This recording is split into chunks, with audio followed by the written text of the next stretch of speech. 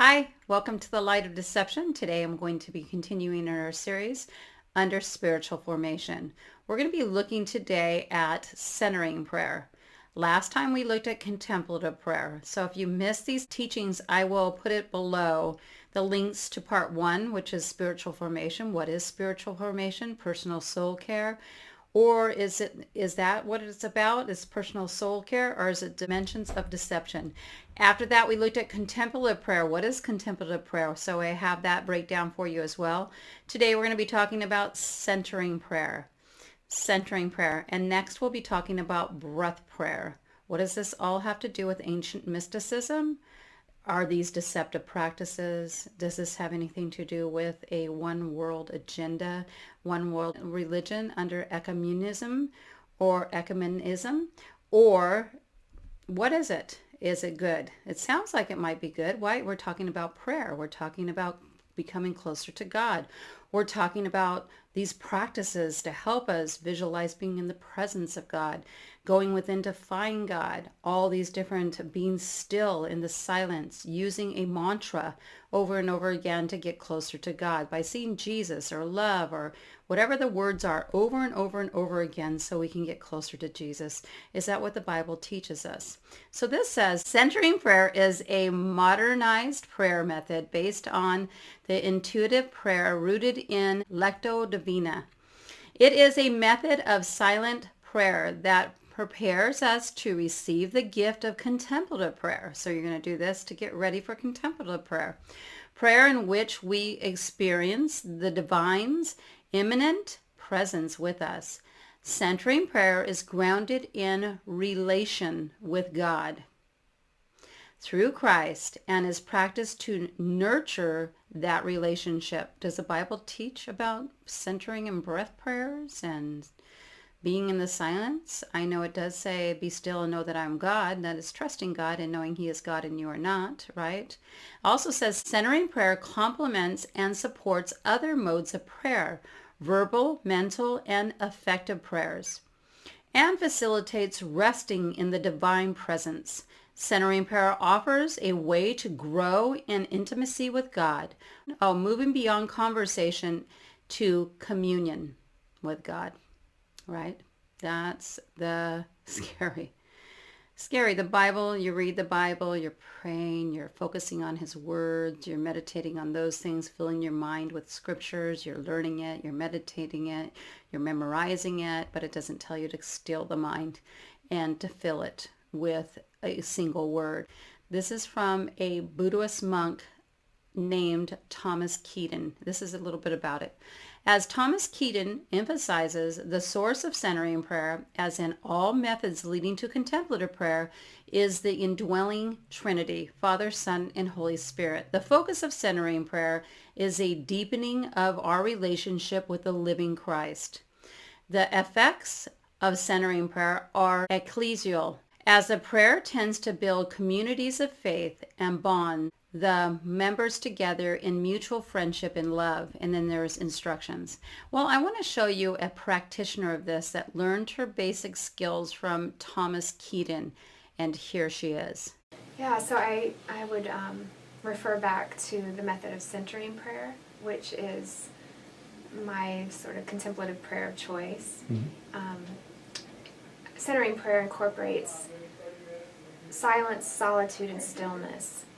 And some of the other prayer practices may include one or two of those elements, but centering prayer includes all three, which I find to be really important. And silence, solitude, and stillness, I think, have a way of connecting us with Christ and identifying with Christ in certain aspects of, particularly on the cross, in his abandonment and powerlessness and that type of thing. So centering prayer is a really simple method of silent prayer, but it is difficult for us.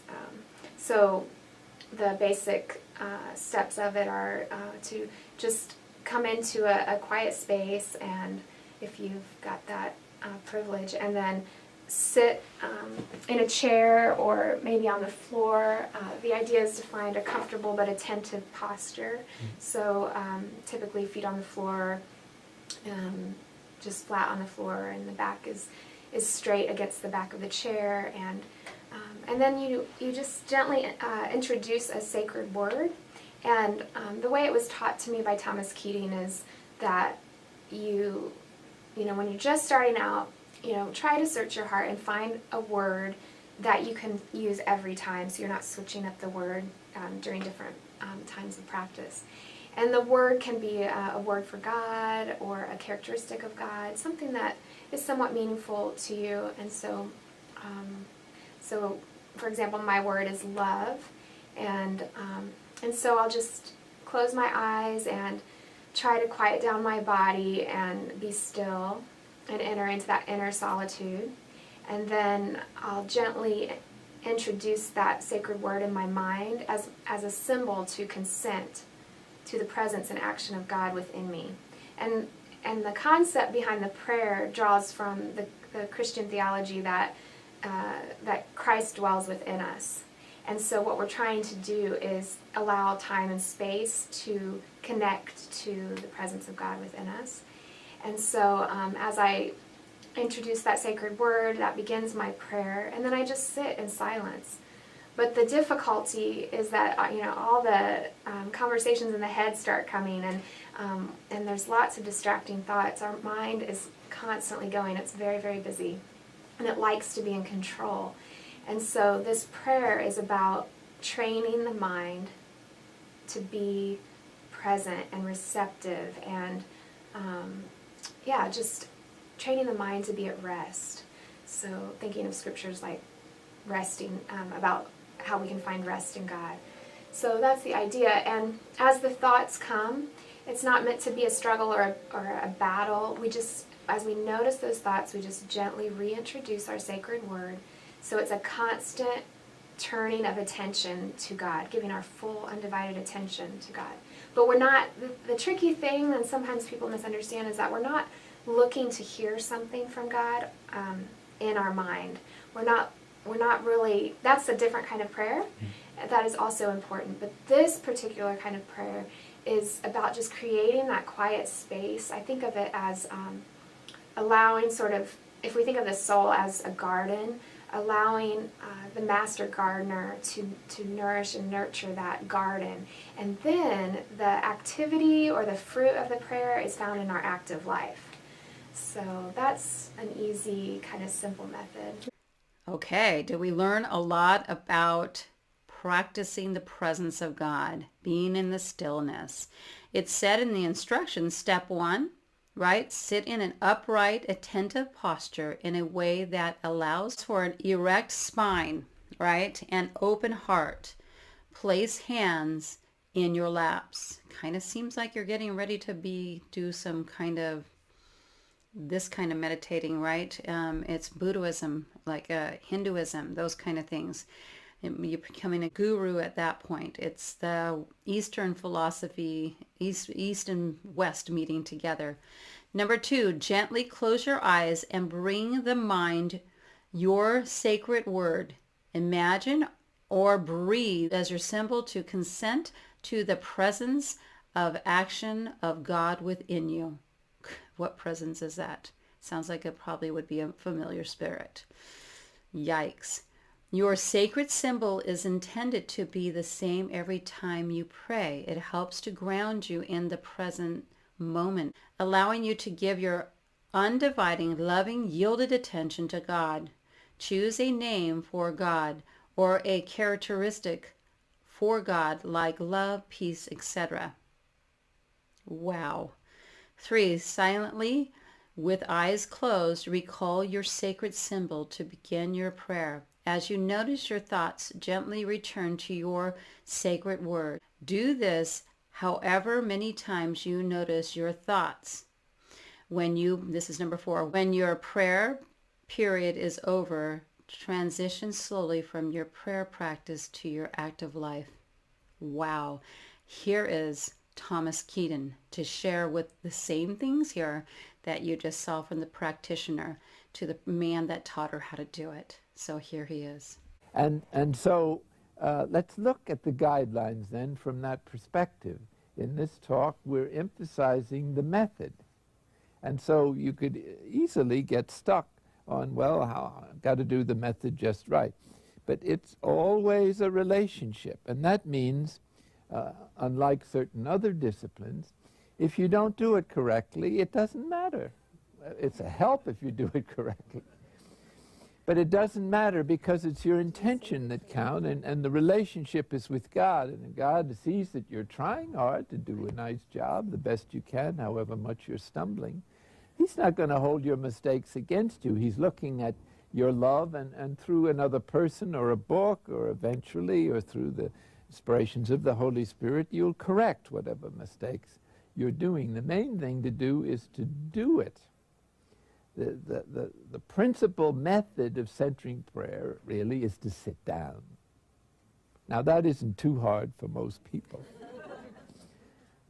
Once you sit down, then the Spirit has sort of got you, especially if you're determined to sit there for the 20-25 minutes that you have agreed upon. And if you do that every day, then your mistakes or misconceptions will gradually evaporate. Doing it is the primarily discipline. But there's ways of doing it that could facilitate this sitting there. And so let's look at the guidelines. Now, the first guideline is choose a sacred word as the symbol of your intention to consent to God's presence and action within you. Notice, please, God's presence and action. So we're working with a dynamic relationship, a back and forth, an exchange, a conversation which has moved towards communion or is moving in that direction. The second little guideline is that sitting comfortably and with eyes closed, we settle briefly, like I'm settling in this nice chair, breathing easily and so on. And then after a few moments of not doing anything, just sort of settling, pausing, maybe 10 or 15 seconds of quiet, you introduce very gently, very casually, almost informally, the sacred word that you had chosen in the first guideline that symbolizes the consent of your will to God's presence and action within. They always go together. God is not a statue. He's not a static force within us. It's a loving relationship in faith, and hence God's Spirit can do all kinds of things and suggests all kinds of things, and He does. The third guideline is, when engaged with your thoughts, return ever so gently to the sacred word. Well, this is just to say, or acknowledge the fact that there are going to be various thoughts, feelings, sense perceptions, noise in the room, people coughing, memories, imaginations, visualizations, sort of dreaming. All of this psychological material, you might say, is going to be flowing down the stream of consciousness as you sit there. And we say that it's inevitable, integral, and normal. So this is a terribly important point to get through our heads if we've been trained in the doctrine of distractions, that distractions somehow are harmful or interfere with your prayer. Now, if you're doing discursive meditation when you're supposed to be thinking about something particular, then other thoughts are distractions, do interrupt your reflection and your prayer. But the centering prayer moves beyond that level of awareness. And it's designed to disregard the ordinary thoughts or activities of our psychological day-to-day awareness. So you're not on the level that you're usually on in discursive meditation. And hence, we just disregard this thought or these thoughts, which are more like noise in the street or background music at the supermarket that you put up with but pay no attention to. But it's important not to resist these thoughts. In other words, it's important to have a joyful attitude towards the thoughts, a friendly attitude towards the most dreadful thoughts.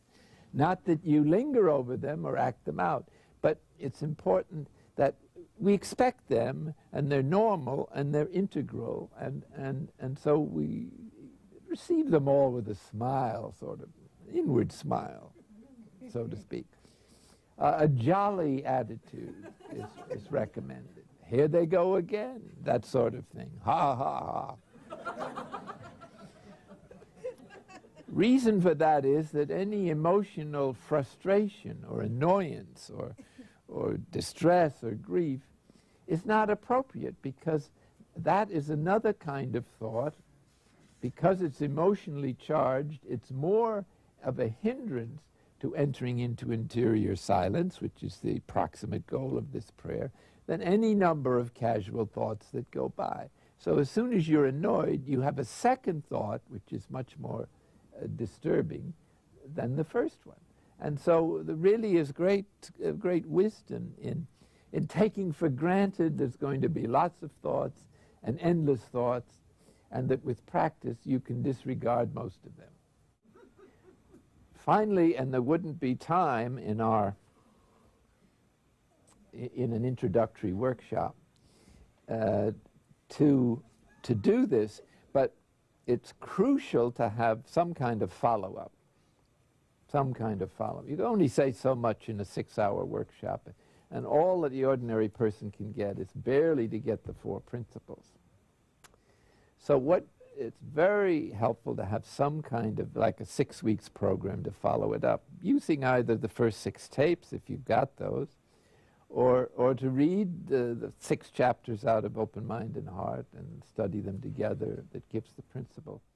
Okay, that is not biblical. That is not biblical. And then it says here, it is recommended to pray in this fashion for a minimum of 20 minutes. Can you imagine emptying your mind for 20 minutes? It says 2 times a day. So for 40 minutes, you're going to be doing this. Start out slowly with initial prayer periods of 5 to 10 minutes, working up to the desired length of time. What do you think is going to happen to you if you start doing these practices? You're going to start tapping into the wrong things, either your inner thoughts, or you're going to go within to find God, and you're going to be accidentally taking the throne yourself. You're going to be turning into a guru. You're going to be actually opening your mind to deception, to demonic spirits that can appear as angels of righteousness, right? You've got to be super, super careful. There are resources here that I'm looking at that go along with centering prayer and inner awakening. The beautiful prayer answering common misconceptions about centering prayer. Centering prayer renewing an ancient Christian prayer form. Intimacy with God and introducing the center prayer. Journey to the heart, centering prayer for children. Open mind, open heart. A heart of center prayer. A path to center prayer, deepening your experience of God.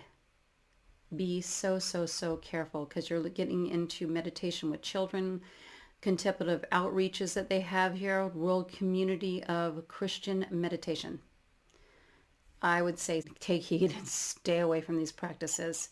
They feel good, it seems, and it seems like you can spiritualize being in the presence of God. What does God look like? So you're going to start imagining that. It's almost like in a yoga type of sense, you know, when they tell you to lay down and you're in a field of grass, and what does the grass look like? Smell the air, the wind is blowing. You know, it's all these imaginations, and your imagination will lead you astray. Please be very mindful to stay away from these practices. Take heed. Thanks for listening. Bye-bye.